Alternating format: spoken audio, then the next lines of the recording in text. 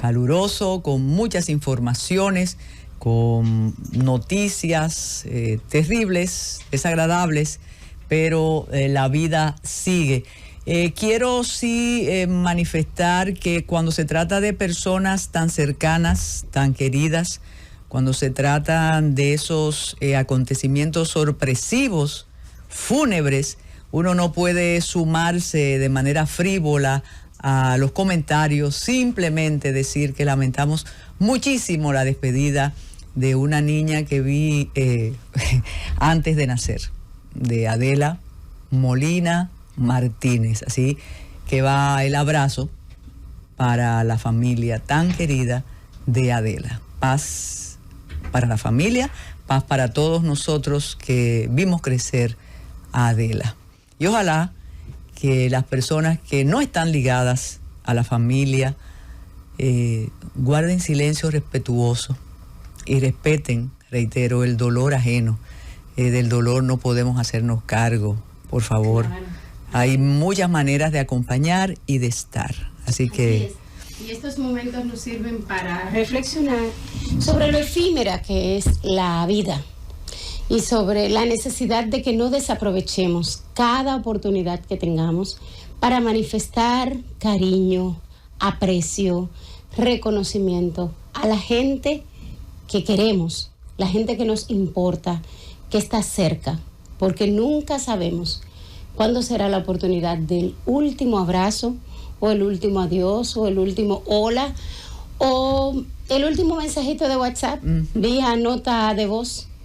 Yo recuerdo en diciembre, compartiendo con usted, que usted decía algo así, de esos mensajes en diciembre del año pasado. Sí. Y uno lo oye tan, tan banal, qué tan banal, qué trivial. Sí, mira esta muchacha diciendo eso. Y sí, cada día puede ser el último y también el primero. Entonces hay que hacer el esfuerzo. Yo le llamo a eso el efecto fúnebre. Cuando se te van personas queridas, tú dices, a partir de mañana voy a ser mejor. Como dice la canción. No voy a fumar, voy a comer menos, pero sí son estremecimientos y no todas las personas estamos preparadas para esas cosas. Me informan y quisiera confirmación que el lobito feliz también se fue. Sí. Sí, de hecho nos lo confirmó Luis Fitzgerald. Hace un ratito me pasó la información vía WhatsApp. Eso. Así es otra pérdida significativa.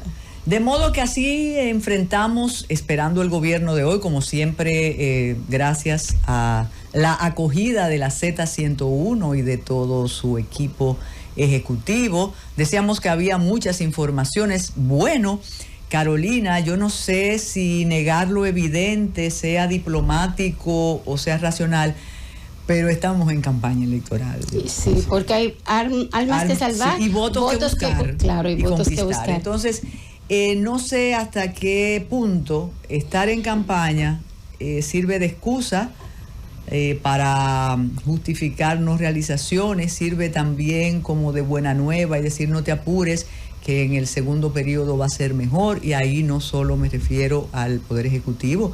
Recuerde que hay reelección también o repostulación, porque tú te ofreces, el voto es que garantiza. Claro. Tú eres guapo exponiéndote. Pero para diputados, para senadores, para alcaldes, alcaldesas, regidores, regidoras. Entonces, todo el ambiente. Y ahí viene una reflexión con dos caminos que se bifurcan. O extendemos los periodos de gobierno, o definitivamente asumimos que de los 4 años, 3 son de intentos, pero el final, el uno último es para hacer campaña. Entonces 3 son de intentos y el último de campaña. Entonces, ¿cuándo vamos a gobernar? En el segundo periodo. Pero es que en el segundo periodo... ¿Te aspira el tercero? Sí, depende. No, entonces ahí están los cabildeos para modificar la Constitución, en caso de que ya hayamos prohibido. Sí, depende en la época en la que estemos. Si estamos en una época en la que está prohibida la tercera repostulación, entonces el último año no se puede apretar mucho la tuerca porque se necesitan los votos para hacer la modificación constitucional. Pero para uno lo dice ahí como en broma, pero nosotros que tratamos de hacer programas un poquito diferente porque la coyuntura manda. Sí. Pero usted ve la agenda de todos los medios Y siempre tiene que haber un precandidato, un candidato, tiene que estar el discurso electoral porque de eso se trata. Claro. Y si uno se queda atrás, entonces, ¿qué pasa? Pero lo cierto es que yo recordé todo aquel proceso de análisis previo a la Constitución del 2010. Sí. Y uno de los temas, y es muy en serio que lo planteo, que provocó mesas de discusión fue ese: o extendemos el periodo gubernamental a 5 años, y estoy oyendo las voces que discutíamos eso, que decían 6, sí, porque 5 tampoco es suficiente, claro, con una mitad para la revocación, o definitivamente, campaña, admitir que desde que se toma juramento hay campaña. El problema ahí está que o los 2 periodos, eso es lo que iba a decir. No sería tan preocupante el hecho de que tengamos en los medios de comunicación políticos que de una manera u otra están en el poder pero están haciendo repostulación. Ojalá y el tema solamente fuera ese. El problema es que a la hora de tomar las decisiones fundamentales, la implementación de las políticas públicas para los cambios estructurales que necesita el Estado dominicano, la sociedad dominicana para avanzar, el funcionario de turno o él o la asesora o el coasesor le dice: espérate, recuérdate que ese es un sector que nos interesa, o son padres de familia, o tú vas a estar en campaña en 6 meses, o ya estamos en campaña. Entonces, no es solo la parte de que los tengamos en la palestra, qué bueno que podemos tener un acceso a ellos. El tema es que a la hora de tomar las decisiones importantes, también están pensando que están en campaña, y de hecho hemos visto funcionarios de este y de otros gobiernos anteriores que no han sabido distinguir el discurso y el accionar cuando usted es candidato a cuando es funcionario. Bueno, todavía la semana pasada yo escuché algunos casos que estaban diciendo que fue culpa del gobierno anterior y que fue culpa de la... Caramba, tenemos 3 años y algo, ¿y cuándo es que va a dejar de ser culpa? Pero es que eso ha dado resultado, Carolina, y entonces si te da resultado, usted como estratega de comunicación tiene que usarlo. Bueno, y es cierto. Sí, bueno, bien lo planteaba don Marino ayer, que el problema también es de la sociedad. O sea, nosotros tenemos que ver que le estamos exigiendo a las personas que le estamos dando la confianza del voto para administrar la cosa pública en beneficio de todos, o en procura del bienestar común, que es lo que se debería perseguir. Pero hay que ver si el electorado también tiene esa conciencia, o si incluso se ha procurado que el electorado no llegue a ese nivel de conciencia para poder manejarlo. Yo creo que estamos como muy profundas. Sí, y también hay un detalle que a mí me llama la atención, que todavía se discuta en los foros, y es el asunto de la compra y la venta. Yo, revisando en mis archivos, vi un artículo... ¿De los candidatos o de las cédulas? Porque en un mes vamos a empezar a hablar de las compras de las cédulas. Sí. No, porque ya Participación no se ocupa de eso, ¿no? Pero, y mire que eso era un asunto superado incluso desde la Junta Central Electoral. Claro que sí. En gestiones anteriores se habían preocupado y ocupado por el tema. Sí, además eso no tiene gran importancia, porque, bueno, pero cuando el mismo tema es que si compraron, que si vendieron, yo siempre, y le digo que encontré un trabajo de hace muchos años, donde compran, venden. No te secuestran para comprarte, claro, tú te ofreces. Sí, eso es lo mismo que la corrupción. Para ver un corrupto, tiene que haber un corruptor. Claro, un prostituido y un prostituyente. Mire, y a propósito, ¿le gustó? Sí. Y a propósito de vocaciones, hoy, un día como hoy, en el 1979, el territorio se estremeció con David. Sí. El huracán más terrible que hemos tenido después de San Zenón, pero eran situaciones distintas, políticas, históricas, orográficas, territoriales, poblacionales, muy diferentes. Y las características incluso de la construcción, también era diferente. Y recuerde que ese es el punto de partida que yo utilizo cuando la gente me dice, cuando las personas me dicen: ¿y qué edad tú tienes? Porque usted sabe... Cuando David...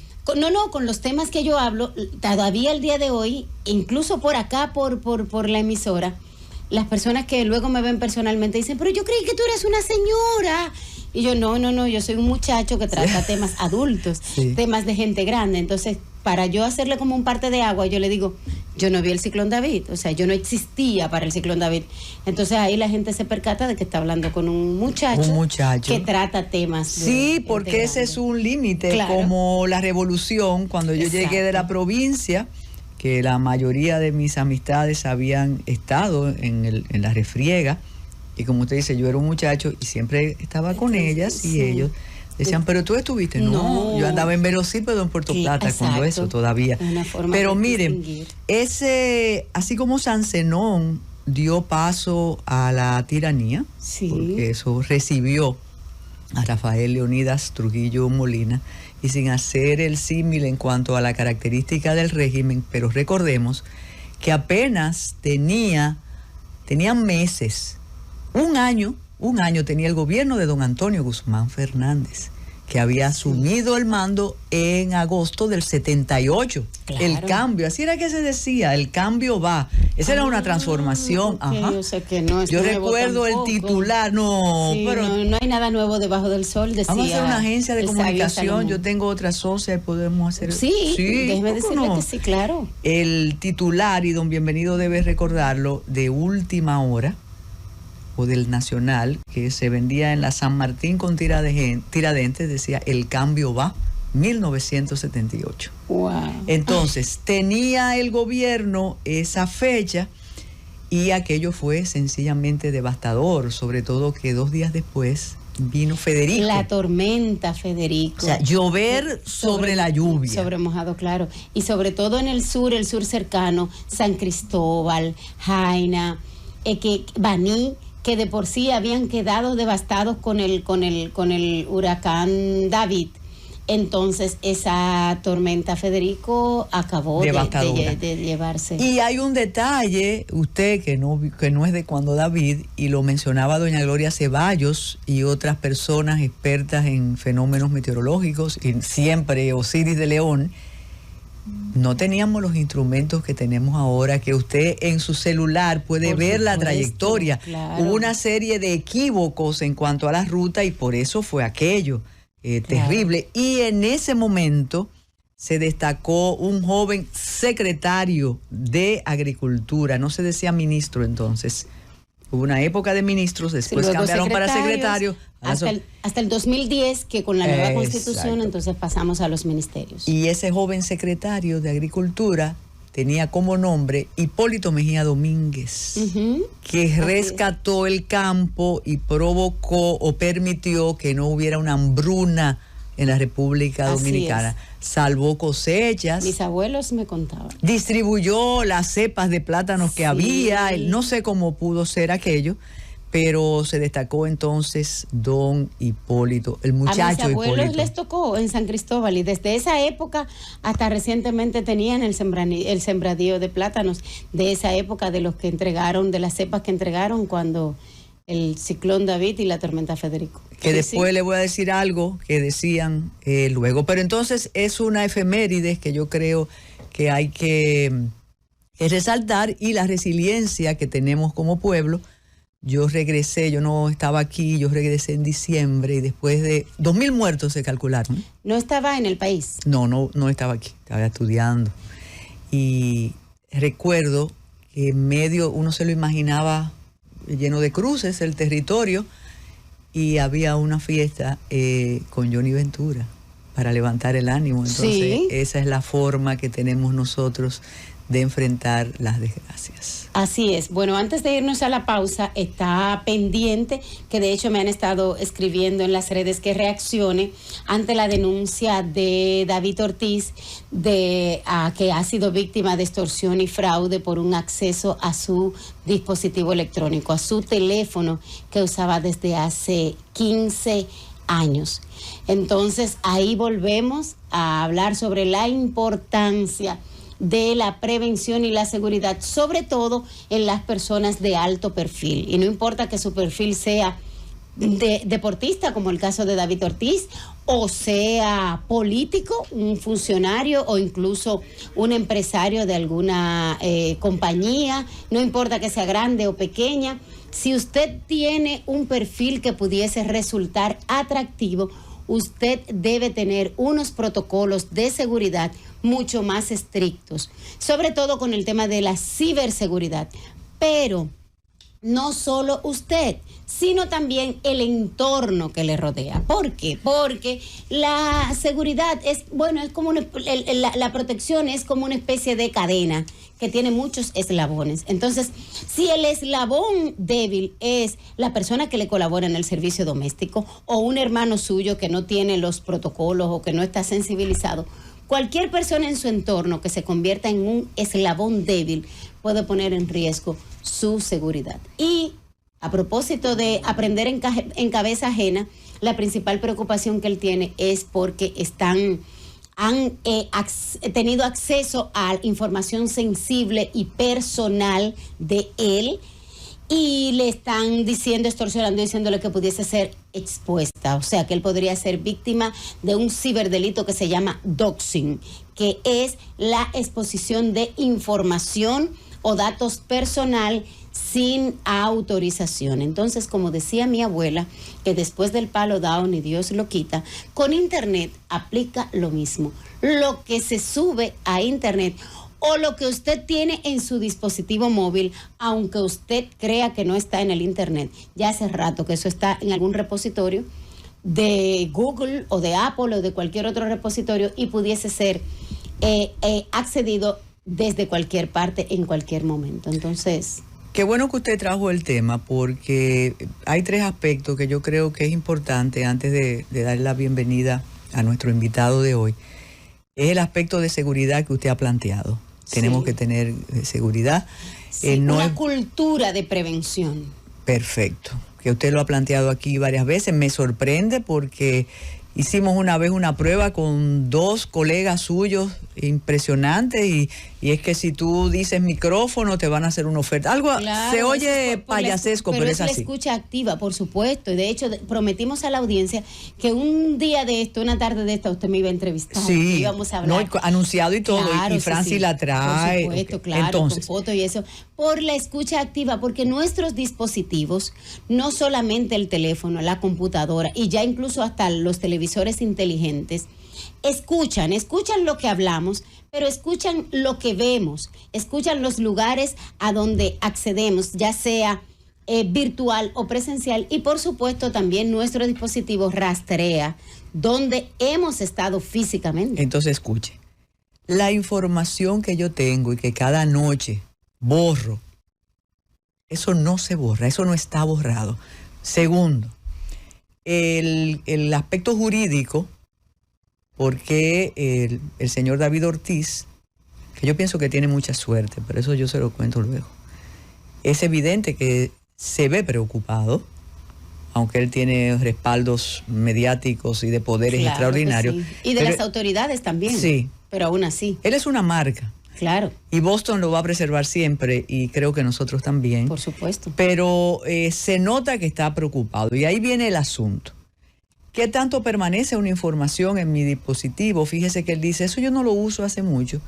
Y el aspecto jurídico, bueno, alguien me decía con mucha sensatez y ligado al mundo del deporte, que él hizo muy bien adelantándose porque así no lo pueden extorsionar. Claro, por supuesto, ya le está quitando pero unas armas, pero de todos modos... El autor, el perpetrador, tiene esa información. Claro que sí. Y puede tirarla. Claro que sí.